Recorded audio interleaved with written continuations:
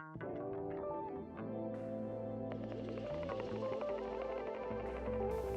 guys, welcome back to another Scout the Defender YouTube video. Today I thought I'd just give you an update into what's going on with Scout. Now I know I've been posting videos fairly frequently showing kind of the upgrades and modifications that I've been doing, but in all honesty they were filmed before I sent Scout away because we've had a bit of an engine issue. So if you saw, I think it may have been 2-3 videos back, I was doing some investigation work to try and work out what the kind of engine issues I was having were, where they were coming from, and seeing if I could actually kind of resolve the problem myself. I'll overlay some footage now, but basically when we were out for a long drive, it was overheating a lot, pulling over, letting the engine cool down, trying to work out what was going wrong, go again and it was overheating again, particularly when pulling uphill, but it basically wasn't drivable. So we brought it back home, did some investigation work, so I'll leave a link to that kind of video where I explored the intercooler, whether there are any leaks in the radiators, coolant levels, oil levels, hoses, checked for any splits or leaks. Couldn't find anything, and it's now been sent off to the guys at LR Motors for some further investigations. I think I've done a few videos with those guys before on the channel, so check those guys out. And they're the people that I would send Scout to whenever there's an issue that I can't resolve myself, which happens to be more frequent than maybe I would like. So an update, I guess, from those guys is they are still continuing to do a lot of investigation work to try and diagnose the exact problem. So I plugged the car into my own fault reader, a cheap 20 quid fault reader, and couldn't find anything. They've put it into their diagnostics tool. They can't find any initial kind of fault codes or error codes that I guess highlight or allude to what the problem might be. So they're now doing further investigations, which are starting to sound quite scary. So they think there possibly may be something wrong with the EGR cooler. So they were investigating that because that can show similar kind of symptoms to the things that I've been experiencing, the overheating. So they're investigating that.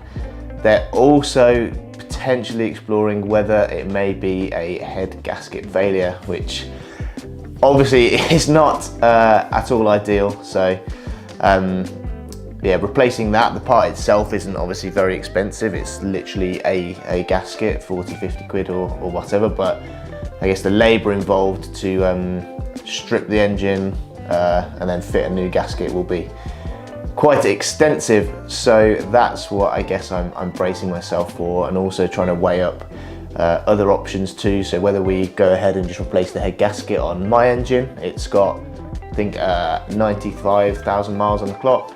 Do we explore getting a younger, lower mileage engine? Obviously with that comes, you know, the head gasket could go on that 5 miles down the road, you just don't know. So are we better to invest in my engine, or even a different engine option entirely perhaps? So there's lots of kind of thoughts and things going around in my head, but I thought I'd give you an update.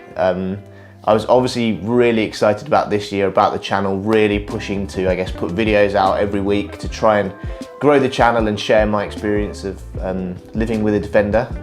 So the videos might be less frequent until we've diagnosed the problem, and then we continue with kind of modifications and trips and adventures. So this potentially may be, I guess, me announcing that it might be a break in the videos. I'll obviously strive to get as much content out as possible because I love making these videos.